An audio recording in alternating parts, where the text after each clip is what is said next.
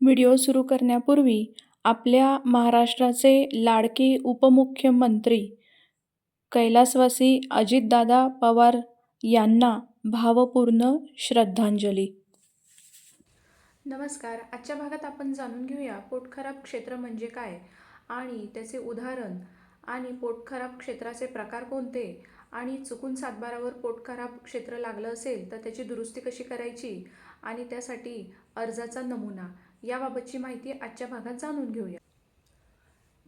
सर्वप्रथम सातबारावरील पोटखराब क्षेत्र म्हणजे नेमकं काय हे जाणून घेऊया. शासनाच्या नोंदीनुसार आता हे सातबारावरील पोटखराब क्षेत्र आहे हे शासनाच्या नोंदीनुसार धरलं जातं.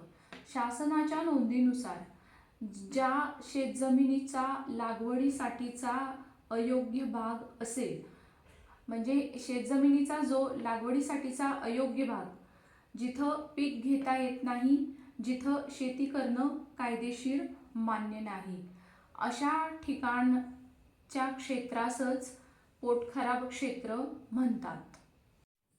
आता हे मी तुम्हाला सातबारावरील क्षेत्र दाखवत आहे, जिथे स्पष्ट वर उल्लेख केलेला आहे पोटखराब क्षेत्र लागवड अयोग्य. वर्ग अ मध्ये 8 हेक्टर क्षेत्र हे पोटखराब क्षेत्र आहे. वर्ग ब मध्ये इथे नमूद केलेलं नाही, म्हणजे या पूर्ण सातबाऱ्यात पोटखराब क्षेत्र हे 8 हेक्टर. आता हा दुसरा सातबारा मी दाखवत आहे, ज्या या दुसऱ्या सातबाऱ्यामध्ये पोटखराब क्षेत्र लागवड अयोग्य असा स्पष्ट उल्लेख केलेला आहे. वर्ग अ इथे काही उल्लेख नाही, वर्ग ब इथे काहीच उल्लेख नाही. एकूण पोटखराब क्षेत्र 0-0, म्हणजे पोटखराब क्षेत्र काहीच नाही. आता या पोटखराब क्षेत्रामध्ये कोणकोणत्या गोष्टीचा समावेश होतो तर नंबर 1, शेतातून गेलेला रस्ता, ओढा, नाला, नदीपात्र, पाणन बांध. तसेच नंबर 2, खडकाळ किंवा दगडखाणीची जमीन, स्मशानभूमी. नंबर 3, शेतीस कायम अयोग्य असा भाग. ह्या गोष्टींचा समावेश पोटखराब म्हणून केला जातो. आता हे पोटखराब समजण्यासाठीची 1-2 उदाहरणं देते. एक म्हणजे रमेशकडे एकूण 1 एकर शेती आहे, त्यामधून गावाकडे जाणारा रस्ता आहे. आता 1 एकर क्षेत्रामध्ये 5 गुंठे रस्त्याखाली गेलेलं आहे. त्यामुळे रमेशच्या सातबारावर 5 गुंठे क्षेत्र पोटखराब म्हणून नोंदवलेले आहे. आता तसंच दुसरं उदाहरण म्हणजे उमेशचं. उमेश यांच्या शेतातून ओढा जातो, जिथं पावसाचं पाणी साठतं आणि उन्हाळ्यात वाळू आणि दगड दिसून येतं. मग अशा ठिकाणी शेती होत नाही, त्यामुळे अशा क्षेत्रास पोटखराब असे क्षेत्र समजले जाते. आता पोटखराब ए आणि बी असे प्रकार आहेत. हे शासनाने केलेले आहेत प्रकार, ज्याच्यामध्ये पोटखराब ए म्हणजेच कायमस्वरूपी अयोग्य रस्ते, नाले, नदी यावर शेती आणि बांधकाम अशक्य असते. आता पोटखराब बी मध्ये शासनाची परवानगी घेऊन अटींची पूर्तता करून लागवडीस वापरास आणता येते. घर, गोडाऊन, दुकान यासाठी सुद्धा वापरता येतं. त्यासाठी परवानगी कोणाची घ्यायची तर एकतर त्याचं येणे करून घ्यायचं, म्हणजे नॉन ॲग्रिकल्चर. त्यानंतर तहसीलदार, प्रांत यांची परवानगी घ्यायची, ग्रामपंचायत, नगरपंचायत याची परवानगी घ्यायची. अशा प्रकारे पोटखराब ए आणि बी हे प्रकार आहेत. आता समजा सातबारावर चुकून पोटखराब क्षेत्र चुकून दाखवलं असेल तर काय करायचं. जर प्रत्यक्षात जमीन लागवडीसाठी असेल आणि त्यात आपण पीक घेत जात असेल तर आपण मोजणी कार्यालयात मोजणी अर्ज द्यावा. तसेच तहसील कार्यालयात फेरफार प्रक्रियेसाठी दुरुस्त अर्ज द्यावा. आता हा फेरफार प्रक्रियेसाठी दुरुस्त अर्ज कसा द्यायचा हे सांगते. आता हा पोटखराब दुरुस्तीचा अर्जाचा नमुना आहे. म्हणजे समजा तुमच्या सातबाऱ्याला चुकून पोटखराब क्षेत्र नोंदवलं गेलं असेल तर ते पोटखराब क्षेत्र दुरुस्ती अर्ज कसा करायचा ह्याचा हा नमुना मी संपूर्ण दाखवत आहे.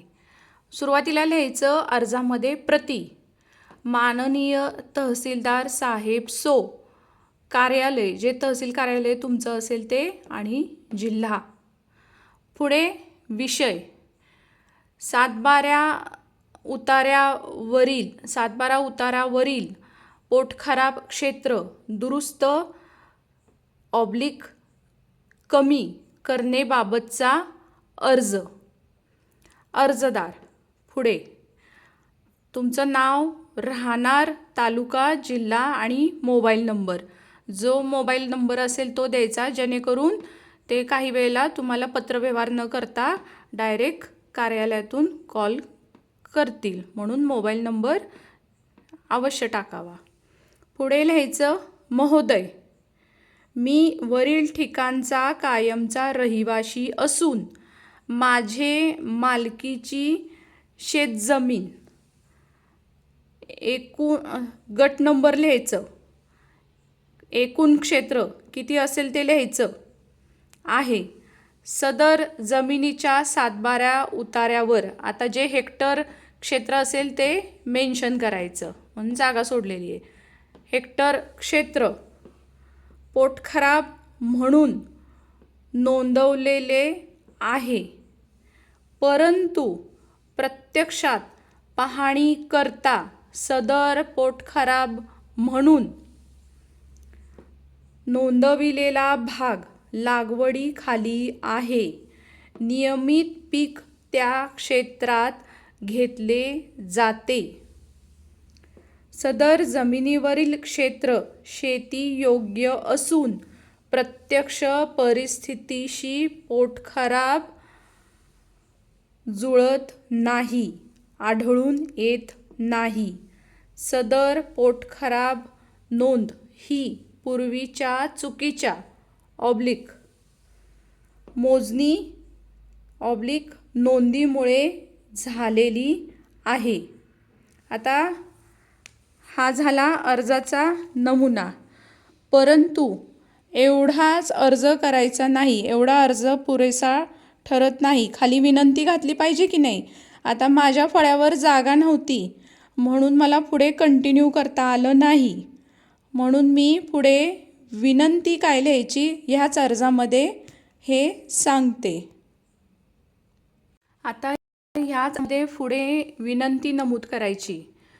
तरी विनंती आहे की सदर शेतजमिनीची प्रत्यक्ष स्थळपाहणी करून प्रत्यक्ष स्थितीनुसार पोटखराब क्षेत्राची नोंद दुरुस्त होऊन कमी करण्यात यावीत.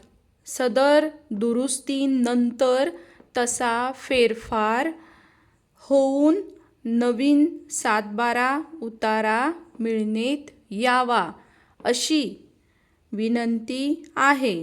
हा झाला दुरुस्ती अर्जाचा नमुना.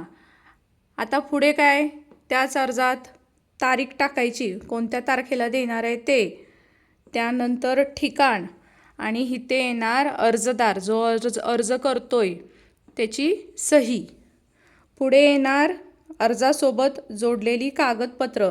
नुसता अर्ज देऊन भागत नाही, अर्जासोबत त्याची कागदपत्रही त्यासोबत देणे आवश्यक असतं. मग अर्जासोबत कोणती कागदपत्र जोडून द्यायची, तर आपला सातबारा उतारा नवीन द्यायचा, फेरफार नवीन म्हणजे चालूमधला सातबारा उतारा द्यायचा, फेरफार जोडायचा, 8अ चा उतारा जोडायचा, मोजणी नकाशा जोडायचा. शेतीसाठी जो लागवड केली आहे, शेतातील लागवड, त्याचा फोटो काढून जोडायचा. शपथपत्र, ॲफिडेविट पण घालायचं. नोटरी घाला किंवा तहसील कार्यालयात ॲफिडेविट करून घ्या की वरील सर्व माहिती खरी व बरोबर आहे. आणि आधार कार्डचं झेरॉक्स, म्हणजे ती व्यक्ती तुम्हीच आहे दाखवणारं ओळख म्हणजे आधार कार्डचं झेरॉक्स, इत्यादी गोष्टी अर्जासोबत आपण जोडून द्यायच्या आहेत. आता फेरफार दुरुस्तीचा अर्ज दिला. पोट खराब क्षेत्र दुरुस्त होऊन मिळावं म्हणून अर्ज केला. मग नुसतं शांत बसायचं नाही, त्या अर्जाचा परत पाठपुरावा करायचा. कारण केवळ अर्ज त्या खात्यात टाकला की पुन्हा तिथून आपल्याला उत्तर येईल याची अपेक्षा करायची नाही. प्रत्येक वेळी हेलपाटे घालायचे आणि आपल्या अर्जाची चौकशी करायची. त्याशिवाय आपलं कार्य मार्गी लागत नाही. व्हिडिओ आवडल्यास प्लीज लाईक, कमेंट, शेअर आणि सबस्क्राईब करा माझ्या चॅनलला. धन्यवाद. आणि तुमची काही क्युरी असेल किंवा तुम्हाला काही प्रश्न असतील तर माझा हा व्हॉट्सअप नंबर आहे, यावर तुम्ही कॉल करून तो प्रश्न मला विचारू शकता. हा केवळ व्हॉट्सअप कॉल आहे, ह्याच्यामध्ये सल्ला फी अनिवार्य आहे. धन्यवाद.